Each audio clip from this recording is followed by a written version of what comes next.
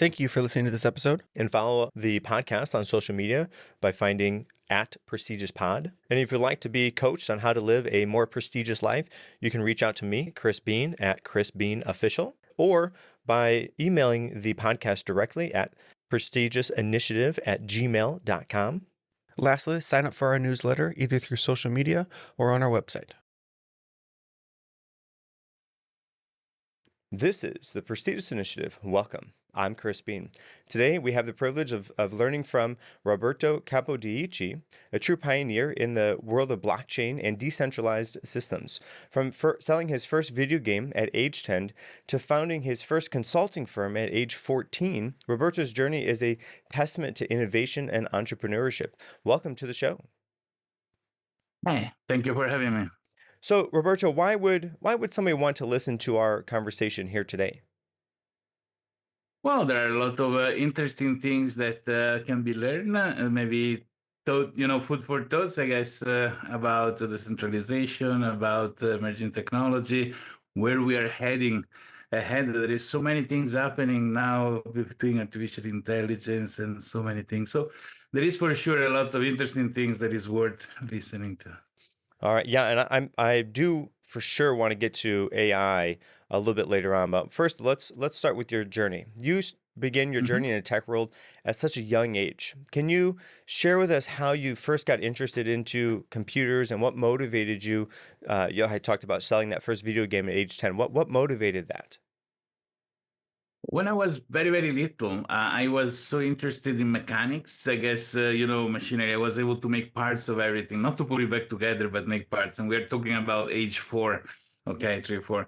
Until my father showed me that he has this pocket computer, I think one of the first Sharp 1011, and he was asking a question, what's your name? So based on the answer, if I say Roberto, and then he will say, oh, I'm so happy to talk to you. If I say another name, it will say something completely different. And this was, mind-blowing for me. I wanted to understand how, and he showed me the code that he wrote to make this simple function. So I immediately confiscated from my father this calculator and, barely able to read because I was 5 years old.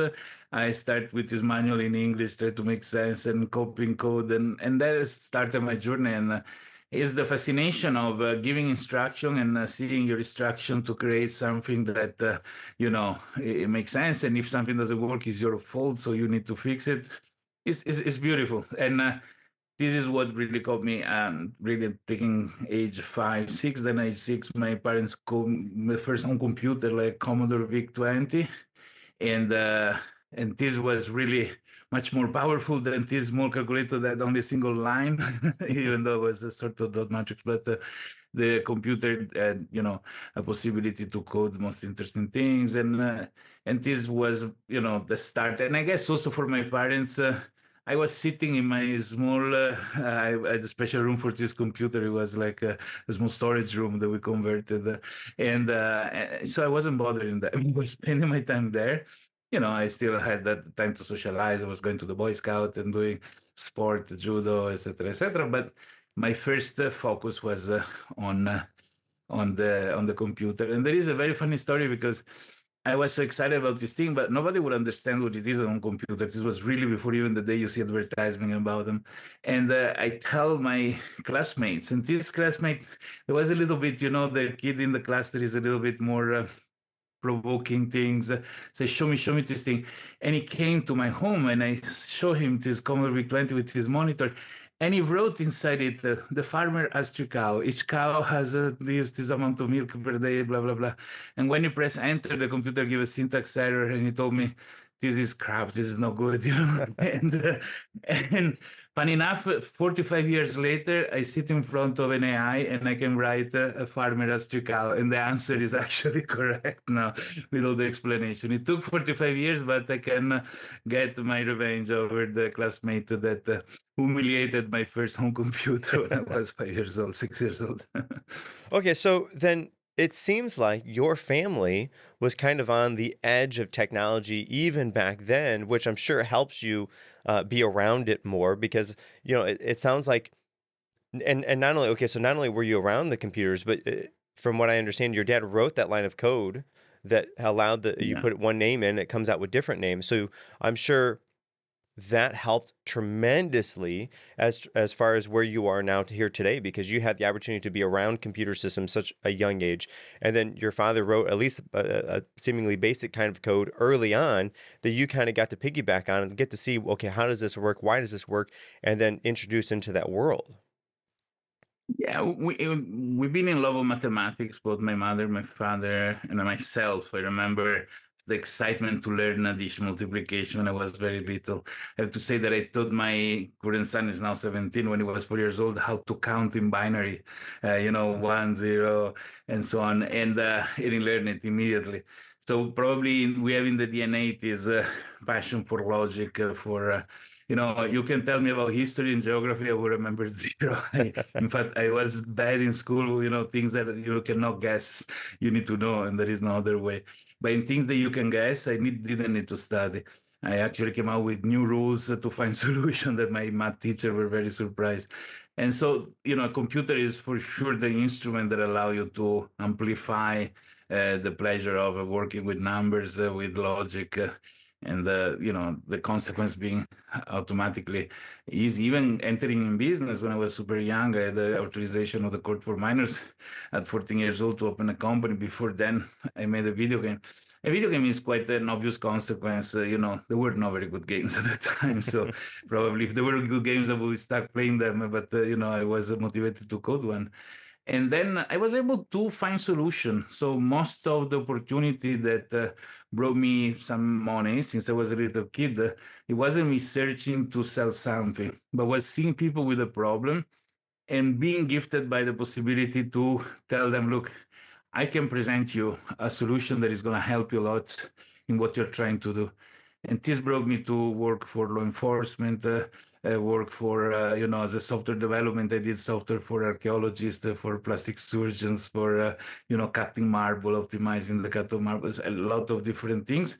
And which is also another beautiful thing because you get to learn so many different industries, by approaching and bringing solution there. So I really loved doing that. And I kept doing it until when I was 19, we were about 45, 50 people in an office. And the only people at the end of the day, there was no other software house around, there was no university teaching computer. So it was really something that bridging the underground of some strange kids that probably socially impaired and, very good skill with computer and bringing them in the position to offer. I mean, our competition were COBOL developer for IBM mainframes like AS400, S36. So we really surfed a wave of this new approach of the first IBM clones computer that were in offices, So it's Okay, been, so well, okay, so being right there on the edge of that, how was it competing with those people? What challenges did you have as well? One, as such a young entrepreneur, but then also running a team and then competing with some really big name people, at least as they are now here today. How was that then? Yeah, it was very simple because really the competition wasn't there. My problem was mostly that how can a company where the founder is 16 years old can go and close a deal with, I don't know, making a software for a large company and ensure we did things that were incredible. So I ended up hiring an older person, around 50 years old, which is casually me now, that was sitting and closing the deals when sometime I was dressing up like a janitor, cleaning the floor and trying to listen to the conversation that they were having, And so it became even a mystery about who was the founder of the company, where is the owner, because it wasn't very clear that, was a young kid. And my business partner for the first company was just a few years older than me. So it wasn't balancing anyway. So that's been an interesting things. And then as soon as I turned 18, I couldn't wait to have some gray hair, some beard, some facial hair, just to look older. But I was going around with very expensive cars, and so strangely, there's another thing that I never understood. People see me arriving with an expensive car, they were signing contract without reading them, like as if showing that I can make money was a guarantee of quality of my product, which doesn't mean it.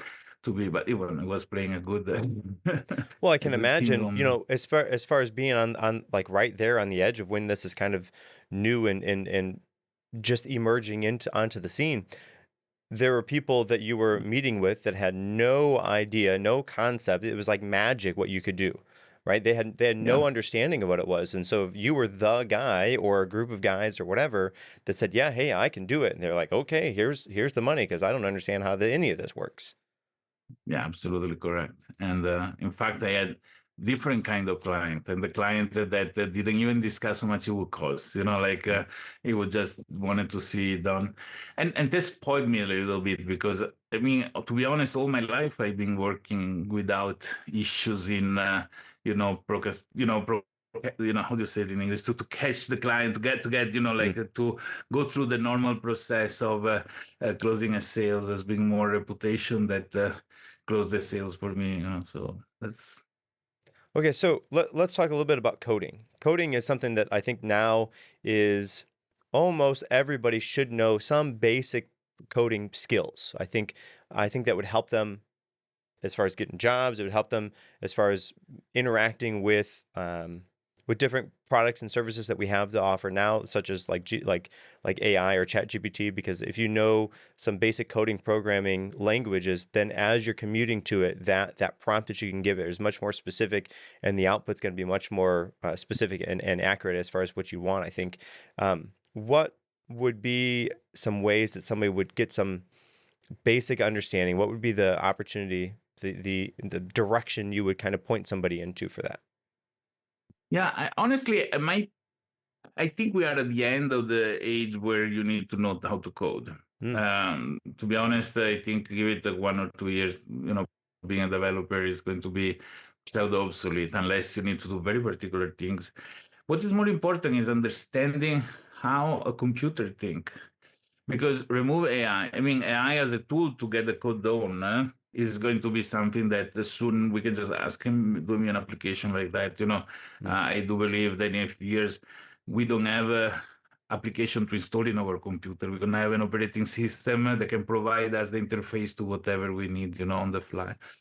But knowing how a computer works helps to understand what is okay to ask and what is not okay to ask, mm, what can create an issue and what not. And good developers, I believe, they're gonna be left for creating very important things. Like if there is a software that need to be 100% secure, safe, then I wouldn't trust AI anyway because the training of AI for coding is done with not the way that things were coded 40 years ago. And to be honest, in recent days, everybody can code, even forget AI. But there are so many applications that are allowed to do all, but people have no idea what happened underneath it. And if those platforms have a security issue on their own, then people can do the perfect code and they still have vulnerable things. So I do believe that a few developers will be tasked to do things that are very important that need to be super secret. They may use AI as a support, but then you need the brain of a developer. In other hand, I think that AI is going to suffice to implement application very easily. Honestly, as a hobby, I create small things, and what I used to take a week to do in an afternoon is done now because really, mm. and we are not yet at the level that AI is amazing in coding, and still just you need to do chunk of code that I need to assemble later. So Okay, so yeah, then so probably yeah, how yeah, far using AI out is the best thing.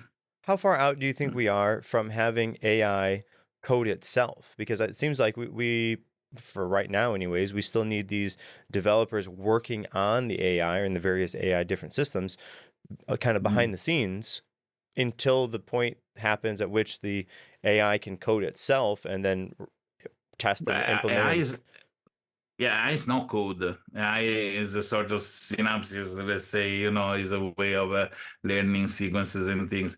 AI trains AI. That's already happening, right? So they use the AI model to feed the training material to AI, another AI model to verify if the AI is learning correctly. And that's how it's going now because the old method of machine learning of 10,000 picture of cats in order to learn that this is a cat or not are a little bit past at the moment. Is already happening, and now we are working a lot with agents. So agents are this bridge between the AI, the whatever kind of AI it is, and tools, which is application, websites, etc., etc.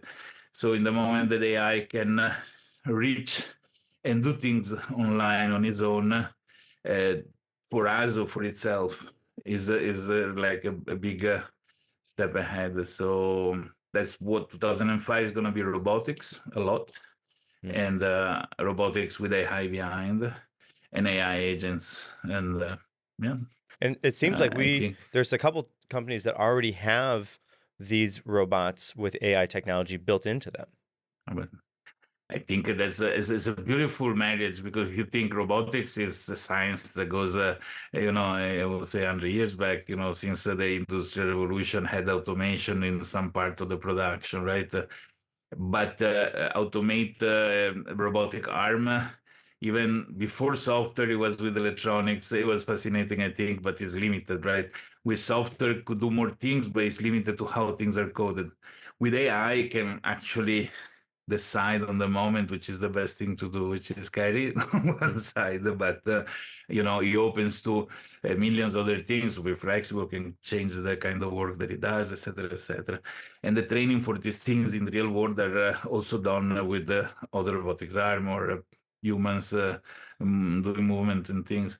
And yeah, is if you think a Tesla car is a robot that is driving around by itself, right, using AI, so at the end of the day, Yeah.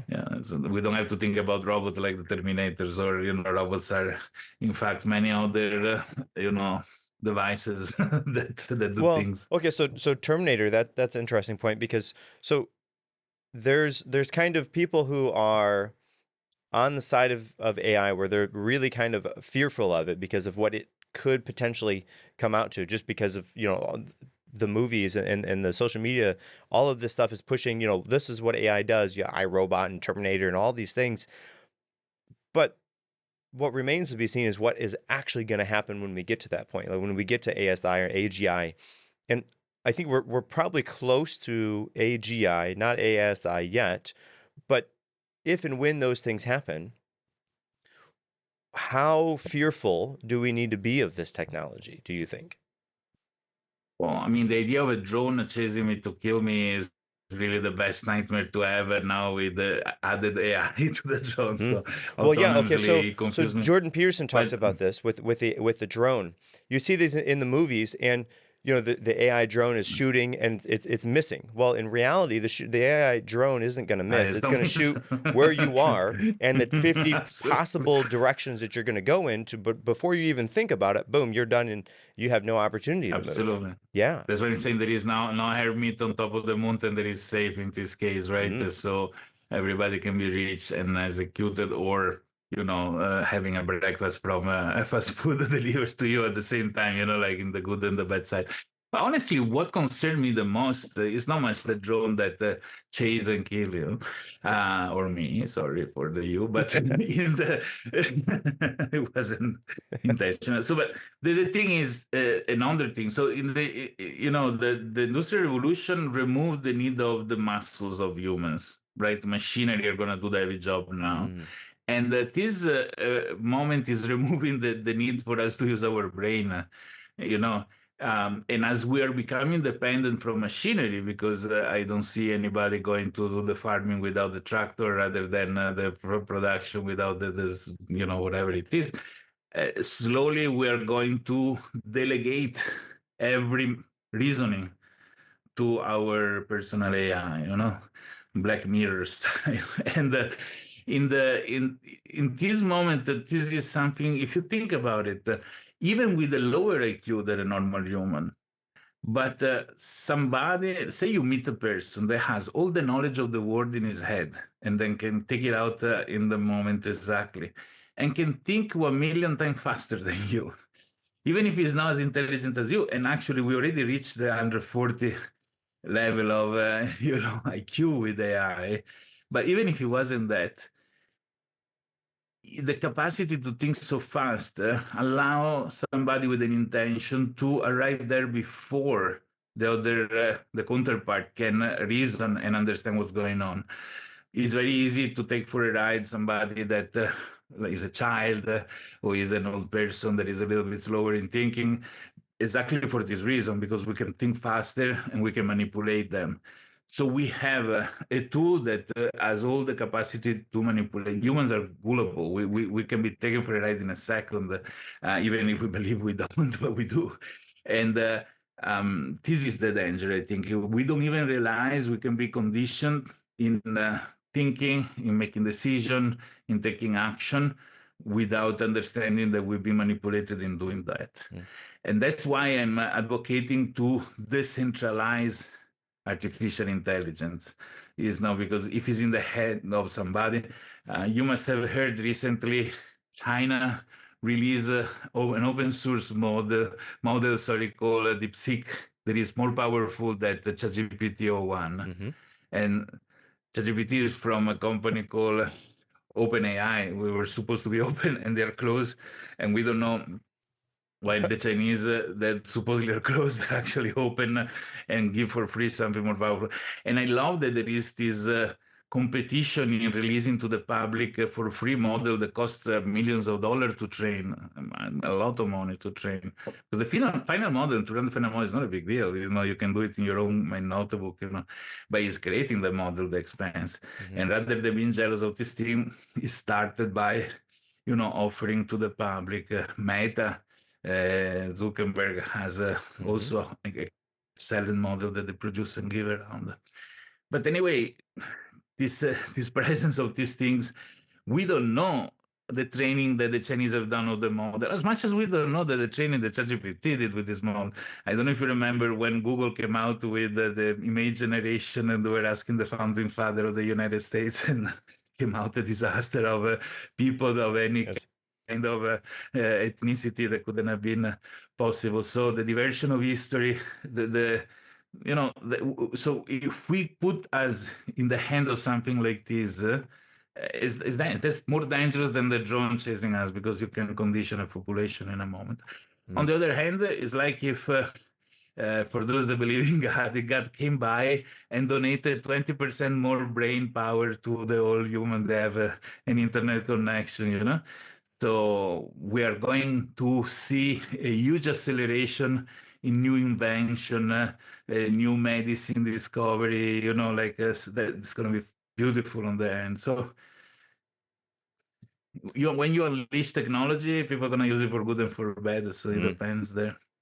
Okay, so we're talking about decentralized system, the blockchain. Mm-hmm. Give me a real base understanding, just for the listeners who maybe don't know what that means or how that works.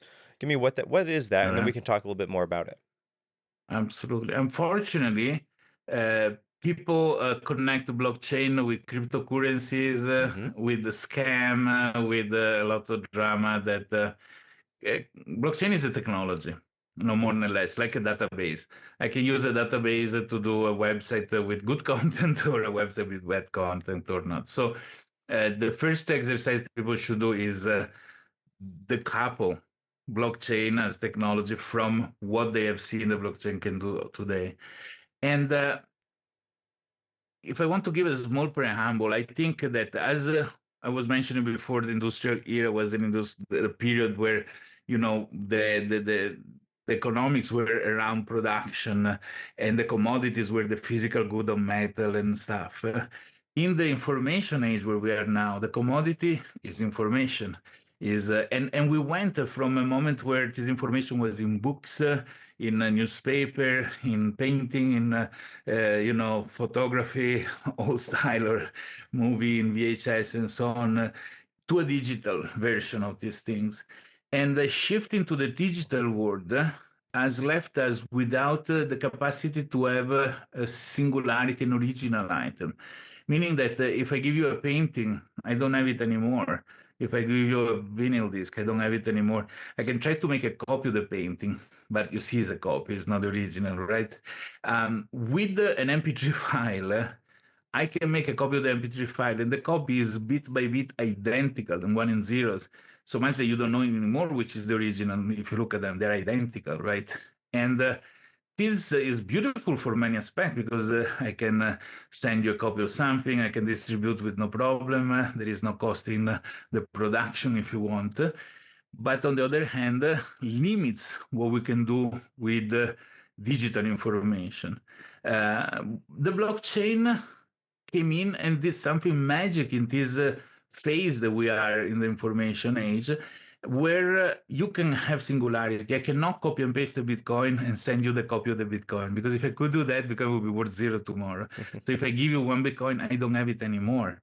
And this is the miracle, right? Because if you shift this into everyday life, it can be the title of ownership of my car. And when I pass it to you as your car. And the beauty that there is around this is that I don't need to trust a third party to be the holder of the truth. So we don't have to go to the MV office and say, okay, change the name of the ownership of this car. And they know the truth about who is the owner, because I can forge and fake the title that is in my hand, right? But when the police stops you, they check with them. They don't check what you have in your hand. And the blockchain will allow to remove the middleman and let two parties deal with each other directly with pieces of information that you are absolutely cryptographically, mathematically guaranteed to be unique, supported by a network computer, which is called peer-to-peer network, where there is no central point of failure. So there is no one server that manages the others. If you take that down, all the network goes down. All the servers in a peer-to-peer network are valid, one as much as the other. So if you take one down, it's not a big deal. There are 10,000 more that maintains the network up. And this is an amazing thing, because it's like an animal that lives his own life that cannot be killed. In fact, I am into peer-to-peer from way before blockchain existed, and that's how I got to know blockchain. When there was a BitTorrent, which is a tool to share files online, to work in a peer-to-peer network, and I was working on the protocol to do some hacks, some changes of the protocol. And I was fascinated by this thing. Law enforcement, government, the industry of the music and movies had to lobby government, and they had to change law, because before people were going to websites like Napster and so on to download music. They can go to the guy that managed Napster, arrest him, and the things goes down. But in the moment there is a peer-to-peer network, they need to change the regulations. So it's illegal to use the network because there is not somebody to go to shut it down. And that's a very interesting, fascinating things for technology, right? So I was working on that, and that's why I got to know blockchain. And there are a lot of implementation of beautiful things that can be done with the blockchain, the management of unique digital items, information, assets, whatever they are. So essentially the blockchain acts as the digital trail from where a item or a bit of code came from, and then who it passed to and who has it currently. Is that kind of, did I get that is in the most basic terms? Yeah. Let's say that this is one use case. Blockchain is done by a set of all technology, peer-to-peer network, as we said, cryptography, which is a science of mathematics, data storage, and a set of rules. Okay, in the case of the Bitcoin, the rule, I cannot send you one Bitcoin if I don't have it. Okay, even if my cryptographic signature is correct, there is this rule. But if I give an example, I want to go to the gym. The gym needs a certificate of a doctor that says I'm a good health to go to the gym. I can go to the doctor. The government sign in the blockchain that this is an authorized doctor to release certificate. You make a digital certificate signed cryptographically by the doctor. I can go to the gym, or even directly send it over to the gym, and they can see that is a real doctor authorized by the government that has a cryptographic signature there stating that I am in good health. And if he wasn't signed, they will see. So it can remove all the corruption, falsification of documents, or possibility to go ahead with the process unless things are in there and correct. And blockchain is also the base, the foundation for what is called Web3, which is the new way that we live online, they interact online. which has nothing to do with the virtual reality and 3D. This is just an add-on. Web 1 was in the moment that we have HTML. I'm in a website where I talk about something, there is a topic, I click on it, I go to another website that is more specific on the topic, and so on, and I navigate the web. And I am nobody, I'm passively there, looking for information. Web 2 is the moment that I go to a website, I log in, username and password, and the content is tailored for me because it's a service I'm purchasing, because they know who I am. But I am a different identity for each website I go, because in every website I have a username and password that are different. Web3, thanks to the blockchain, is still me. In gaming, for example, if I go in a game and I buy a golden sword and my avatar has a green jacket and blonde hair, when I go to log into another game on Web3, they can see that these things are attached to me. So they can render my avatar with a green jacket, golden sword, and so on and so forth. Move this to, our daily life. I go to the dentist. They made a big X-ray of my mouth. Then I go for holiday somewhere else. I can hand over to the dentist or where I am in holiday because I have a toothache, the X-ray done by the other doctor and is attached to me as an identity. So rather than being a golden sword, is something that I can bring with me, and I decide who sees my information. So, for example, when you change address, nowadays you need to go to 20 different websites to update your address. If it was Web3, you just update your address in your information Web3, and who is authorized to see that? Automatically, they have the new address, for example. I see. So there's not any messing around with misidentifying anything. You immediately can look at a person and see, as long as it's allowed, see all the history, in that Web3 kind of idea. But if it's the Bitcoin, then you can see kind of the history of where that specific percentage of the Bitcoin came from, and so on. And there, you can't really, there's no messing with that, because once it's there, it's there. Absolutely correct. Yeah. And there are many different interesting use cases, like warranty cards of items that can be on the blockchain. So wherever you're traveling the world, they can access and add the auditing information of something being repaired here and there. They can source what item to use to repair the thing. So, there are a lot of interesting things. So you put these things together, decentralization, blockchain, inconsistency of data, cryptographic signature, and AI. And then you see the direction we're going to, and how many things we need to look at, Okay, so then we have decentralized AI. That means that there's no, like, that AI doesn't live on one server in one factory and one thing, but that AI is in multiple different places. Then if that factory has a power outage, the AI is still up and available for people. Absolutely. And not only, but the content is much more democratic, because if 10,000 servers participate, one is very biased on certain things, one is all, trained on other. You can then put together multiple opinions and, and then distill something that is more close to the absolute truth. And then you link that with the Web3 kind of idea, protocol. Then the AI has a unique imprint of who I am online, and then I have almost a personalized AI that knows me, that can see everything about me, that I can ask it kind of a, not very specific question, but because it knows who I am and my history, it can kind of understand the underlying question that I'm trying to ask and give me a better answer. Only, but each AI model has its own identity as well, and how they behave, how they, they can build a reputation, and they can be, sourced.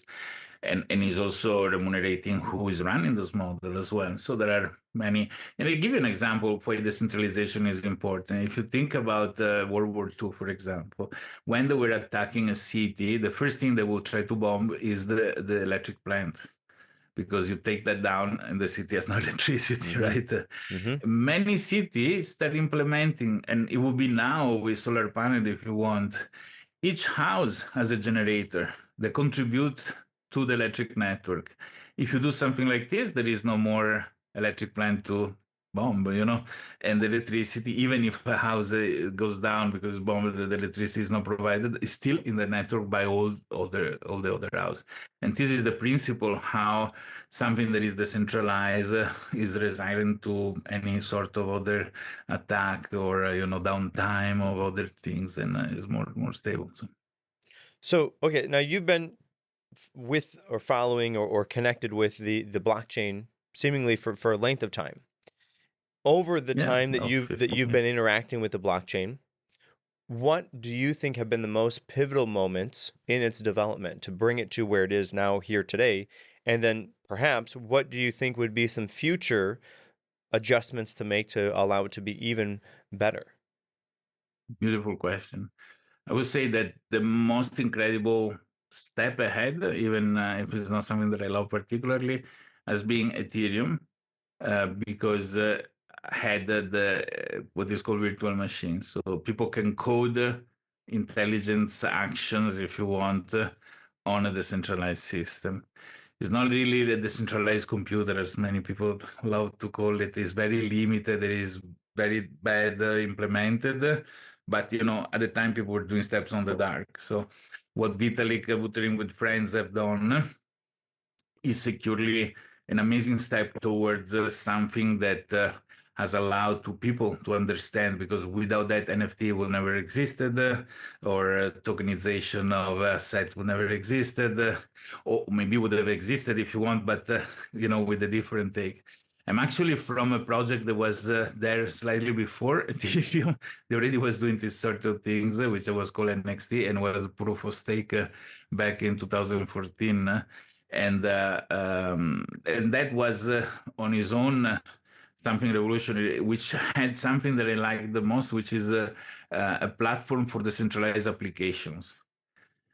We, unfortunately, even though internet is about bringing things around, decentralizing conceptually, but we end up centralizing a lot of things. If you think about the emails, for example, when emails first came out, every office had their own mail server. Some people even at home they had their own mail server. And when you send an email, it was from your computer to your mail server, from in your office, from your mail server to the mail server of the office of the recipient, and there to their computer. And there was privacy in this aspect, because the connection was just between your mail server and the mail server of the company that you're sending mail to. Today, 99% of the email travel through Gmail, Outlook, and another few vendors. And the mail is a protocol that is horrible because it's unclear. So when you send an email, there is no protection. So the text is there to be read by anybody. Most of all, those companies that manage your emails. Okay. And I have to say that similarly, ChatGPT, if they can profile us just based on how we search on Google rather than what's the content of our emails and so on, can you imagine something like ChatGPT with a question that we ask? There is a lot of people that ChatGPT became their confidant. They it's like the friends they don't have.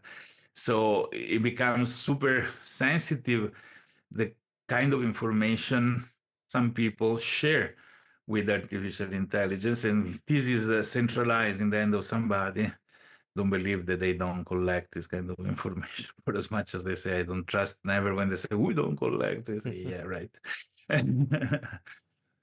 Okay. Okay. So, Um, well, yeah, okay, so there's a lot going on there. Okay, so we're gonna shift gears a little bit.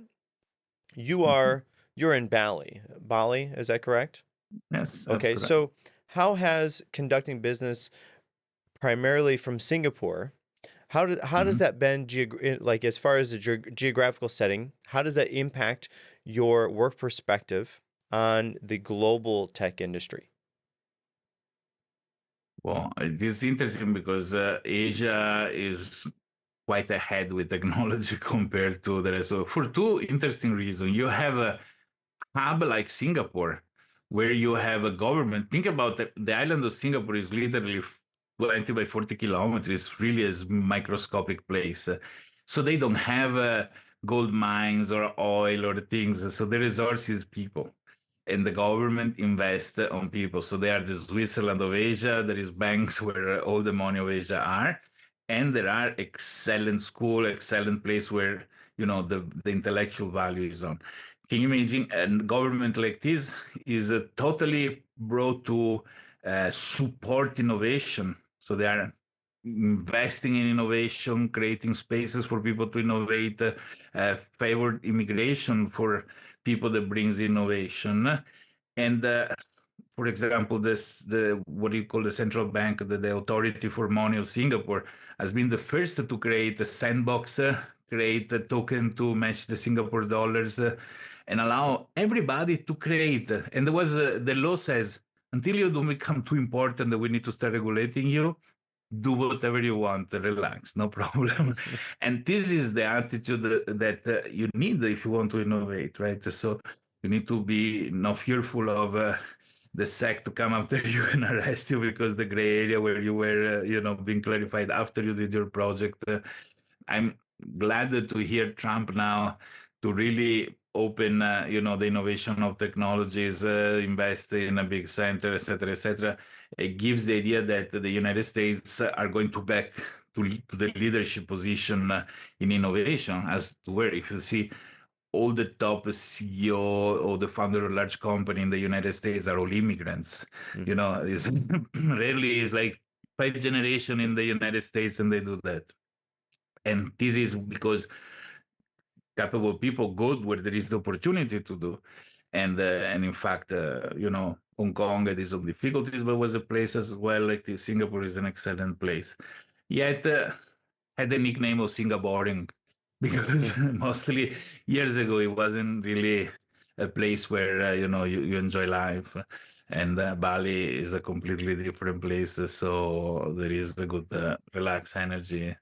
So and it's 2.5 hours distance from here, so it's really like behind the corner. I used to go in the morning, early morning. I've been a single father. I had the 5 and 7 years old kids with me, so I couldn't be gone for too long. And many times I wake up early in the morning, give them a kiss, go to the airport, fly to Singapore, do my meetings, and in the evening I could put them in bed back in Bali. So that's convenient. Okay, so then being around technology that is emerging and growing so fast, is there also technology that happens and is there and it looks really promising, but something isn't quite ready yet and it falls through, and then something else, inevitably takes over? Yeah, that's the most sad part of being in this industry is that what wins marketing is not quality. So a lot of time, too many times, it's saddened me to see an amazing technology disappear, and sorry the term, a crappy one, leading just because the guy is more a salesperson than an engineer. Tech people, usually good tech people, are those that are socially impaired. They are incapable to give a pitch. So it's very hard to find somebody that's sitting between those two that can deliver both high quality and high, excitement about the technology. And many of the time is different. Sometimes I go to some Chinese website from the areas where they do all this industry, and I see items that they sell that are like just each single item we want to build a business around it because they're incredible. And sometimes just for a language barrier, for a cultural barrier, they never manage to communicate to the rest of the world that there are those things. So unless somebody randomly find it, and I spent here ordering random stuff just to see if there was something cool, and I found a lot of interesting things, but I am nobody to bring something to the attention of the planet. But interestingly, there is being a lot of incredible technology that nobody had the chance to appreciate simply because there was no advertisement attached to it. So yeah, so this is something that really leave me a little bit with a bitter taste in my mouth because I would love people to just appreciate things that technically deserve to be appreciated and not just in terms of marketing, right? Yeah. But that's not how the world works. Now, Roberto, you're also a university lecturer and author, is that correct? Yeah, I've been co-writing books and blockchain and in computers, and yeah, I teach consensus mechanics of Okay. blockchain. So you're involved in educating and bringing up the next generation of these tech enthusiasts. What what messages do you emphasize with your students about the future of technology? To be honest, there is nothing that precisely I conduct, because it's so individual, these things, that the travel into this sea of technology and the destination port are very much depending on the person. There is no a unique direction that you can send everybody to. And there is so much. So when I was a little kid, I can know everything there is to know about computer easily, because there are like four models existing in the planet, and and still was a lot. Today is impossible. It is such a vast space that you can be specialized on a very small part of the whole thing. So this gives the opportunity to do something you like more, because there is people that love to work with data, so they become data scientists. People that love to work with logic, so they solve a particular algorithm, and so on and so forth. So, and you create teams better of different specialization. So it's really a matter to see what people really want to do, and if they're just there to collect the three credit that they need. Of course. Yes. Okay, so then for you, looking ahead, what emerging technology or trends are you most excited about as far as shaping our future? I would say the AI is surely mind blowing, and I'm the kind of person that sometimes I pick up my cell phone and then I spend half an hour looking at it in amazement, looking how much technology there is in my hand in this moment. Like something that we give so much for granted is absolutely not granted at all. Okay, and I am an atheist because I follow science and I go in this direction with all respect. I respect every decision people make. But this becomes almost like the identification of the amazement of life, right? So, what there is there, the work of the discovery of so many people. So, when it comes to answer your question to what in the future, what is the technology that most amazes me? I can even tell you that an old Nokia phone amazes me in terms of every product that is being built and has the capacity to survive, and. But I do believe that what Nvidia, the company, is doing in those small supercomputer that we can keep at home in place of the current computer, probably they're going to put out of business a lot of company. I don't think Apple can ever be put out of business because it's a lifestyle. But in terms of PC compatible computers, because those supercomputers that NVIDIA is building that cost just $3,000, so are affordable for everybody, and they're going to cost even more in the next future. We're allowed to run AI models, complex, multiple of them as well, and it's going to revolutionize. I think that every home in 5 years, 10 years from now, they're going to have the home server. With the AI model for the house that knows the secret of the family, but it's not telling it to anybody else. Maybe it can be a node of a separate network that we can use to do communication in a safer manner. And I do believe that this is the direction. AI for sure is something incredible. Robotics, and really in terms to have a house helper that there is no human, I think is going to be something interesting. For many, it's going to be even a love partner, probably that is based on AI. Sure. Yeah, something like that, I guess. Yeah. Okay. Well, Robert, hey, I want to say thank you. Thank you for sharing your incredible journey, your insights with us here today. Your contributions to the tech industry, especially blockchain and decentralized system, are truly inspiring. And before we wrap up, do you have any key thoughts or final takeaways you would like to leave the listeners with? And if they wanted to get in contact with you, what would be the best way for them to do that? All right. To be in contact with me, simply in LinkedIn, the classic linkedin.com/io, /IN, sorry, and then RC10. RC10, that's, or RCX.it is the short for my website, and Eternal Under Construction things.